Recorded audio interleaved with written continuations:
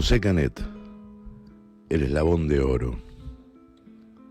¿Por qué digo esto? Bueno, según Oscar del Priore, a quien le mandamos un afectuoso saludo, José Canet, lo cito, José Canet fue el prototipo del clásico guitarrista del género, dispuesto siempre a unir su guitarra a una voz de tango.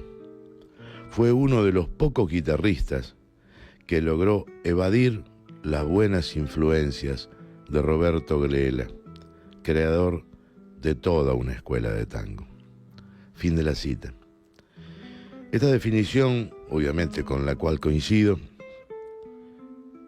tiene que ver y es con las raíces de José Canet, ya que se remontan al estilo de los guitarristas que acompañaban al trío de oro, Gardel, Corsini, Magaldi.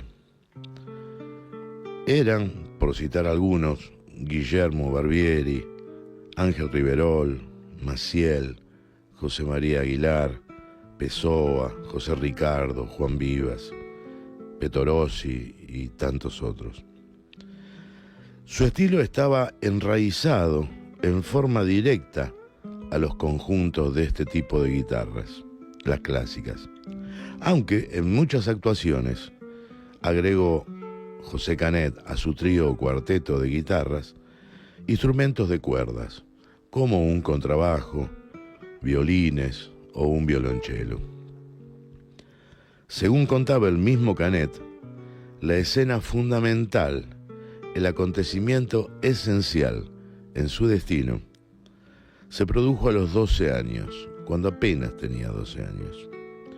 Se despertó su vocación al escuchar a don Ignacio Corsini y sentir una profunda admiración por el trío de guitarra que lo acompañaba, que integraban Armando Pajés, Enrique el Negro Maciel y Rosendo Pessoa. En esa época, Canet vivía en el barrio de La Paternal, casualidad también el barrio de Piro, que recién lo evocáramos. Y tenía un amigo mayor que él, con el cual se iba a pescar al arroyo Maldonado. Ese mismo arroyo que en lugar de limpiar y hermosear y convertir en una atracción, como lo es hoy el Sena o el Támesis o el Rin, los porteños nos dedicamos a entubarlo y a hacer la avenida Juan B. Justo. Decía, Canet iba a pescar con un amigo mayor que él, que vivía un poco más para el lado de Flores. Y ese amigo era nada más y nada menos que Piero Hugo Bruno Fontana, quien más tarde sería Hugo del Carril. El asunto es que Canet decidió estudiar música y su primer profesor fue un hombre del barrio, don Jesús González.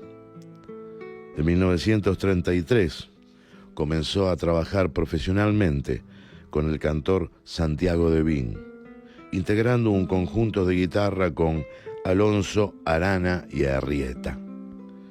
También acompañó a Fernando Díaz y a Dorita Davis, como se la llamaba en ese momento, e integró el elenco de Radio Stentor. Luego se vinculó al cantor Alberto Gómez, y para los más jóvenes, sepan que Alberto Gómez era un cantor descollante para aquellos años, por esa época, ¿no?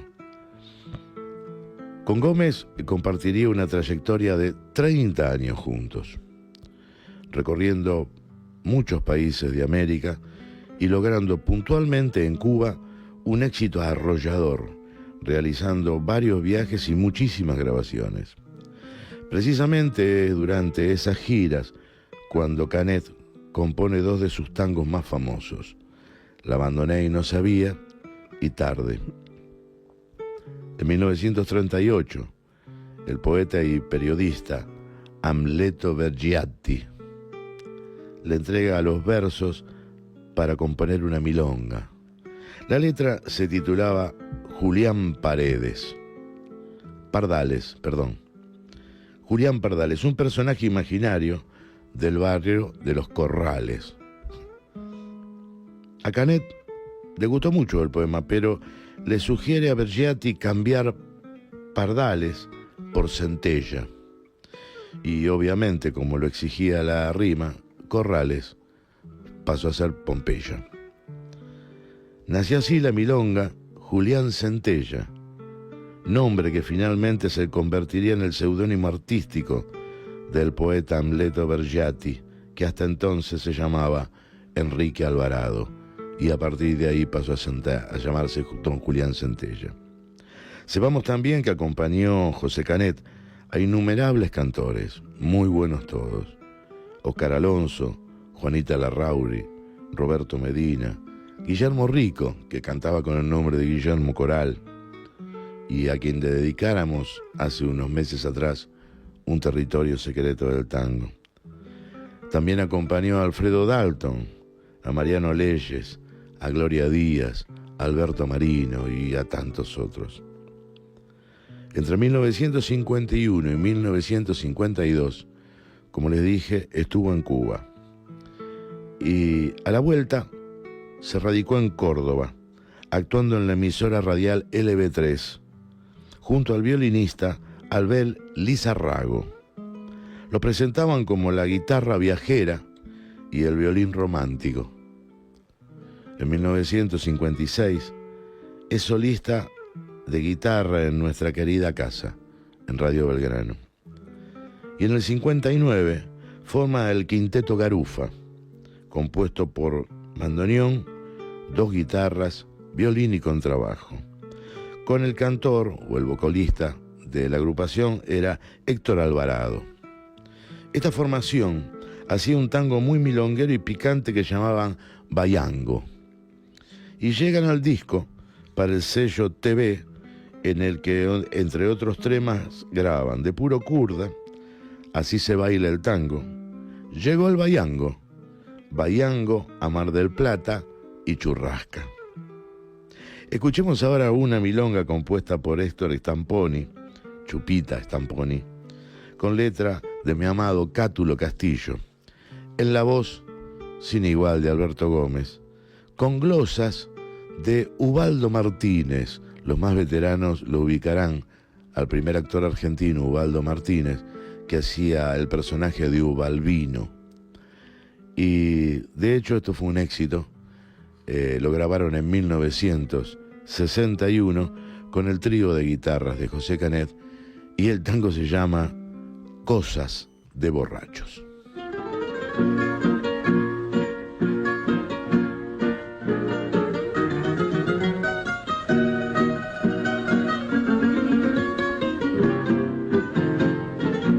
He ido por el norte y he ido por el sur, el este y el oeste también los conocí.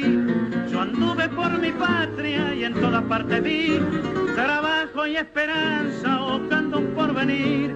Los hombres, las mujeres, luchando con tesón, ofrecen del trabajo sublime la canción. Ostento con orgullo mi nacionalidad, que es un ejemplo noble de honor y libertad. Esta es mi patria, patria argentina, tierra querida. Bajo el amparo de mi bandera, gloria en la vida. Esta es mi patria, que hacia el progreso marcha tenaz. ¡Viva mi patria, patria argentina! Suelo bendito, tierra de paz. Del Plata hasta los Andes y desde el norte al sur, palpita en todo pecho patriótico fervor. Las madres tiernamente con infinito amor acunan a sus hijos radiantes de ilusión. Se forja en las escuelas legión del porvenir, ofrece mi Argentina la dicha de vivir. Recibe a cuantos llegan con hospitalidad y a todo el mundo brinda sincera su amistad. Esta es mi patria, patria argentina, tierra querida. Bajo el amparo de mi bandera, gloria en la vida. mi patria, que hacia el progreso marcha tenaz. ¡Viva mi patria! ¡Viva! Patria Argentina, suelo bendito, tierra de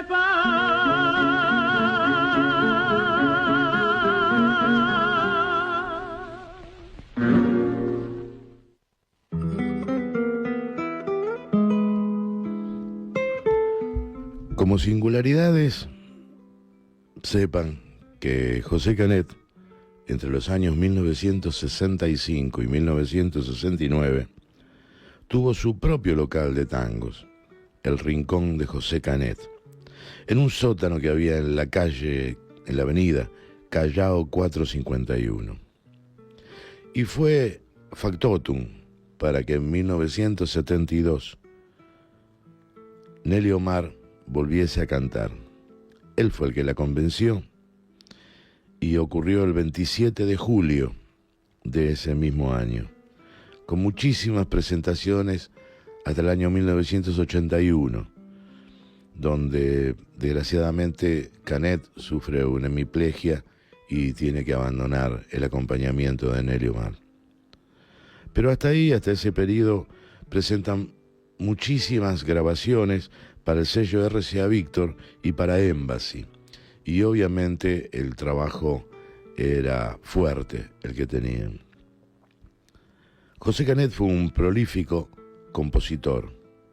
La química de las calles, sus pequeñas historias y el modo de llevar esas historias mínimas al pentagrama, teñidas con mucho sentimiento, más la polifonía imaginaria que las convierte en canciones duraderas, lo conforman como uno de los autores grandes del tango, que merece reconocimiento a la altura de sus méritos desde ya, ¿no? Sus éxitos más notables fueron el vals Me besó y se fue, en cuya letra cuenta una historia con imágenes muy logradas. Podría ser la base de una película. Un joven pueblerino que se enamora de una misteriosa mujer que llega a la ciudad. Escribió Canet, lo cito: una diosa que llegó a mi pueblo a olvidar su hastío, vencida tal vez. Se arrulló en mi canto, divina, tirana, y una gris mañana me besó y se fue. ¿Escucharon? Es de un romanticismo terrible, hermoso. Esta belleza, después de ser estrenada por su amigo de la adolescencia con el cual iba a pescar, don Hugo del Carril, fue interpretada por muchos otros cantores. A este vals, con letra del propio José Canet, también se le sumaron en letra y música Sigo queriéndote igual. Hoy, al recordarla, una hermosísima versión tiene Durán con Di Sarli de este tango. También escribió Y dicen que no te quiero. En este tango el que se luce es Florial Ruiz en la orquesta de Pichuco. También escribió en letra y música Mi bolita cachuza, Los cosos de al lado, que a mí personalmente me gusta la versión de Casal. Serpentinas de esperanza, Amar y callar, obviamente ahí tendremos que escuchar a Nelly Omar. Y la milonga Julián Centella, como nombramos hace un rato. Pero a estos tangos debe añadírseles Tarde, estrenado por la propia Nelly Omar, y La abandoné y no sabía, que lo estrena Roberto Chanel en la orquesta de don Osvaldo Pugliese. Respecto de estos últimos dos tangos, Tarde y La abandoné y no sabía, cuentan que José Canet se lo veía pasar con su guitarra enfundada y su pinta, porque como estarán viendo los que están en el streaming, las fotos que pudimos acercar y encontrar de José Canet, que no son muchas, tenía una pinta y era un tipo alto, tenía su facha. Se lo veía pasar, decía, por la esquina de Lavalle y Esmeralda. De vez en cuando entraba al bar Suárez, que quedaba en esa esquina, y pasaba un rato charlando con don Hugo Díaz, el armonicista, que tocaba en la cafetería Trocadero. A veces se les unía a don Pedro Laurens, el del bandoneón, que también iba rumbo a su trabajo diario. En uno de esos encuentros habló de estos tangos.